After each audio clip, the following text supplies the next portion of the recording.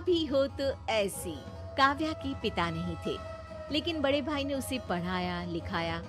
भाभी भी सोनल को बेटी की ही तरह रखती। लेकिन एक दिन, अरे प्रतीक बेटा, तुम्हारी बहन को एक लड़का पसंद है। उसके घर वालों ने हमें मिलने बुलाया है। ठीक है माँ, शाम को ऑफिस से जल्दी आ जाऊंगा। सभी लड़के वालों के घर जाते हैं, जहाँ काव्या की भाभी घर देखकर, अरे माँ, काव्या ने तो बड़े घर का लड़का पटाया है। वाह, क्या शानो शौकत, नौकर चाकर, गाड़ियाँ तो इतनी है कि पूछो मत, और एक ही कॉलोनी में 4-4 घर। माँ जी, आपकी बेटी के तो मजे हैं। काव्या के होने वाले ससुर कहते हैं, देखिए, मेरे बेटे के लिए तो एक से बढ़कर एक रिश्ते आ रहे थे, लेकिन वो है कि काव्या से ही शादी करना चाहता है। देखिए, मेरे पति नहीं है, जो है वो बेटा ही है, तो आप इसी से बात करिए, जो भी लेन देन करना है। नहीं नहीं, भगवान का दिया सब है हमारे पास। आप लोग बस संस्कारी बहू दे दीजिए। घर आकर सब काव्या को बधाई देते हैं। काव्या की माँ, देख काव्या, हमारे पास इतना तो नहीं कि हम तेरी शादी में खुला खर्च करें। तेरे ससुर भी ज्यादा डिमांड नहीं कर रहे हैं। हाँ, पर माँ, मुझे तो रोहित बल का ही लहंगा पहनना है, और सगाई से लेकर शादी तक की सारी फंक्शंस मुझे 5 स्टार होटल में ही करने हैं। भाई बहन की बात सुनकर कमरे में चला जाता है। क्या हुआ जी, परेशान क्यों हो गए? अरे वो काव्या देखो ना, हर जिद पूरी की उसकी, फिर चाहे वो महंगे कॉलेज हो या फिर कुछ और।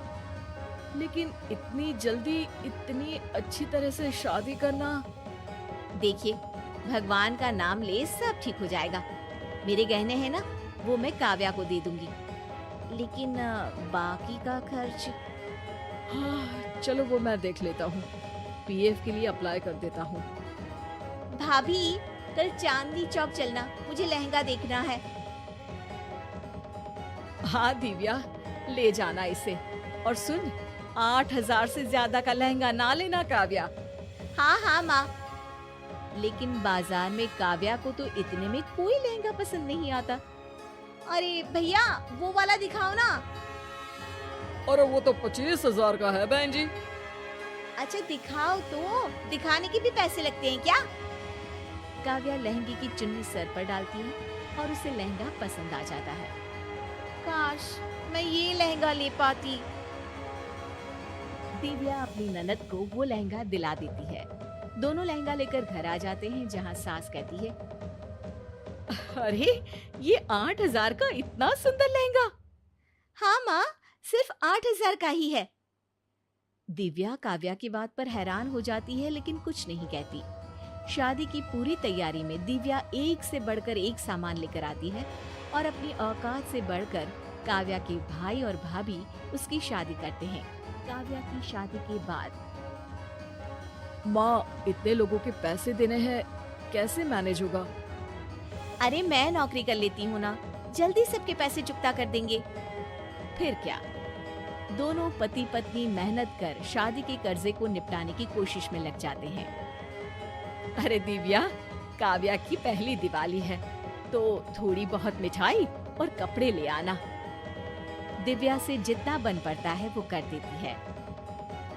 सास सारा सामान लेकर काव्या को दे आती है, लेकिन अगले दिन, अरे माँ, ये भाभी तो बड़ी कंजूस है, क्या कपड़े लेकर आई है? थोड़ा पैसा ज्यादा लगाकर अच्छी साड़ी ले आती, और समझ नहीं आता तो सीधे पैसे दे दिया करो ना। दिव्या, काव्या का पहला करवा चौथ है, तो 10,000 दिया ना। माँ जी, 10,000 जुटाना काफी मुश्किल होगा। मैं 1,000 तक का सूट और 1,000 रुपए की मिठाई देकर आती हूँ। अरे नहीं नहीं, पिछली बार भी तूने बेइज्जती की थी। अरे पहला साल ही तो देना है, फिर तो कुछ ना दो तो भी चलेगा। ऐसे कैसे कुछ ना दो माँ जी, और फिर करवा चौथ तो हमारा भी है। सास की जिद के सामने दिव्या ऑफिस से एडवांस लेकर सास को पैसे दे देती है, और सास उसे बेटी को दे आती है। अरे दिव्या, इस साल करवा चौथ में तू मुझे क्या दे रही है? हाँ माँ, जो आप कहे। देखो, मुझे तो पश्मीना का सूट चाहिए। दिव्या पास की दुकान से उधारी में सूट लेकर सास को दे देती है और फिर करवा चौथ की शाम दिव्या का पति। अरे दिव्या, तुमने अपने लिए कुछ नहीं लिया? अरे ये साड़ी नई ही तो है, 2 बार ही पहनी है। फिर इतनी भारी साड़ियाँ तो ऐसे त्योहार में ही पहनी जाती है ना। पति दिव्या की तरफ प्यार से देखता है।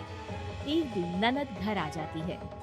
अरे भाभी क्या बात है, मेरे जाने के बाद आपने तो मेरी अलमारी में कब्जा ही कर लिया है। हाँ दिव्या, बस ऑफिस जाना होता है तो रोज नए कपड़े कहाँ से लाऊं? तुम्हारे कपड़े ही पहन कर जाती हूँ। हाँ हाँ पहन लो कुछ दिन, वैसे भी मैं ले जा रही हूँ इस बार अपने सारे कपड़े। अरे लेकिन तेरे ससुराल में तो सिर्फ साड़ी ही पहनते हैं ना, तू ये सूट का क्या करेगी? अरे वो तो जब सास ससुर गांव जाएंगी तब पहन लूंगी ना।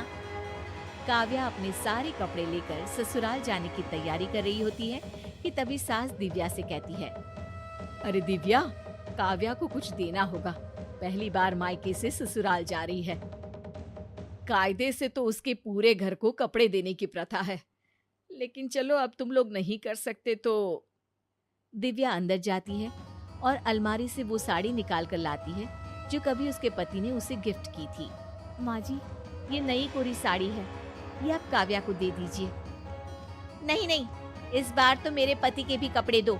मेरे ससुराल में प्रथा है कि दोनों के कपड़े आते हैं। लेकिन इस बार दिव्या काव्या की मांग को पूरा नहीं कर पाती है, जिसके बाद काव्या दिव्या को गुस्से में कह देती है, भाभी बुरा नहीं मानना, एक बात करनी है। बोलो ना काव्या, बुरा क्यों मानूंगी? क्या बात है, क्या हुआ? आप लोगों को तो समाज का कोई डर ही नहीं है। ननद आई है तो उसकी सेवा करे, उसे गिफ्ट्स दे, पैसे दे। आप तो सिर्फ खुद पर खर्चा करना जानती है। अरे पापा होते तो मुझे आप लोगों की जरूरत ही नहीं पड़ती। काव्या की बात सुनकर दिव्या को रोना आ जाता है। वो सीधे अपने कमरे में चली जाती है, लेकिन तभी वहाँ दिव्या का पति आ जाता है। वो सारी बात समझ चुका होता है। काव्या, तू मेरी बहन है और दिव्या मेरी पत्नी, लेकिन तुम दोनों की ही खुशी सिर्फ मेरी जिम्मेदारी है। चलो माना तो, लेकिन कर कहाँ पा रहे हो खुश? देख बेटा, ननद भाभी की बात है, तू जा आराम कर। नहीं माँ, मेरी बात अभी पूरी नहीं हुई है। तूने सच कहा कि पापा होते तो तुझे मेरी जरूरत नहीं पड़ती। शायद एक पिता बेटी की शादी करता है तो 25 साल की जमा पूंजी लगाता है, लेकिन एक भाई तो सिर्फ 4, 5 या 10 साल की बचाई कमाई ही बहन को दे सकता है। ऐसे में घर की चरमरा चुकी हालत को भाभी ही संभालती है। हाँ हाँ, भाभी ने ही संभाला है। अच्छे से अपने काबू में कर लिया है भाभी ने तुझे। हाँ, क्योंकि मैंने देखा है कि कैसे त्योहारों में वो तेरे और माँ के लिए नए कपड़े लेकर आती है, लेकिन खुद पुरानी साड़ी पहनती है। कैसे घर का सारा काम करके ऑफिस जाती है और फिर घर आकर घर का काम करती है। बेटा बोलता चला जाता है और फिर काव्या की आंख भर आती है। भाई मुझे माफ कर दो, तुमने और भाभी ने तो वो जिम्मेदारी को निभाया है जो माँ और पापा को करना था। बावजूद इसके मैं मुझे माफ कर